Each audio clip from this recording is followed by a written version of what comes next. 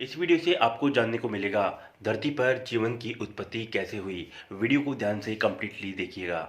Thank you. भाषा एक ब्रह्म है, इसी वजह से हम समय को अनुभव कर पाते हैं और यहाँ पर हमारे लिए समय भी भाषा की वजह से ही बना है। इसलिए समय भी एक हमारा ब्रह्म है, यानी भाषा और समय एक दूसरे के पूरक है। हमारे शरीर के काम करने की प्रकृति भी ऐसी है जिससे समय का जन्म हुआ।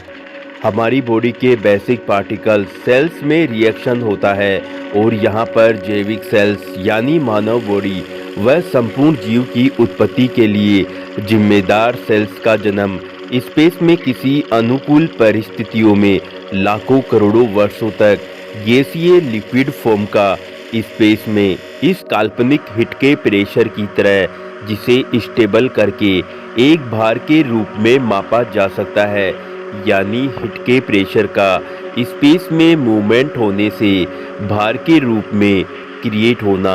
हमारा जीवन भी इसी हिट के स्पेस में क्रिएट हो रहे प्रेशर को फॉलो करके अस्तित्व में आया है, जिसे हम स्टेबल करके एक भार के रूप में देख सकते हैं। हमारा जीवन इसी प्रकार से एक जटिल दीर्घकालीन प्राकृतिक प्रक्रिया से बंधा हुआ एक जैविक घटक है।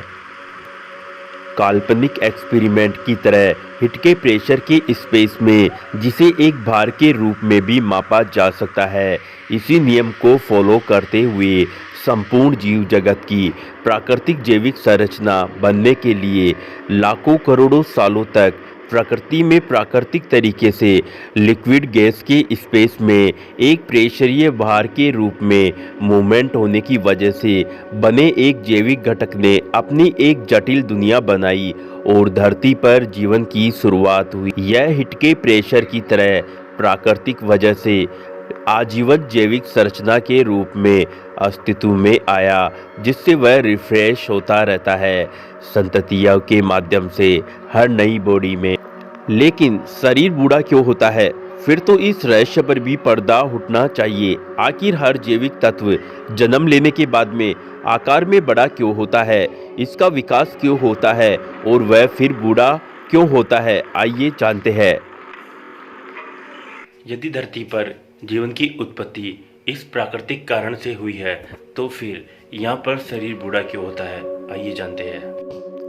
यानी हमारा शरीर क्वांटम फिजिक्स के नज़रिए से समय के सबसे छोटे छोटे लाखों स्पेस से मिलकर जीवन की उत्पत्ति के लिए जिम्मेदार इस काल्पनिक हिट के प्रेशर के भार में वाइब्रेट हो रहा है, जिससे प्राकृतिक जैविक उत्पत्ति भी इसी नियम से हुई है।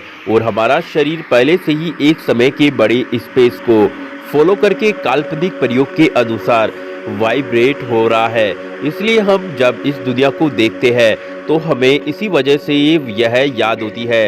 यही कारण है कि हम भाषा का इस्तेमाल करते हैं, जो कि इस दुनिया की असली वास्तविकता को हमें दिखाने पर हमेशा के लिए एक पर्दा लगा देती है।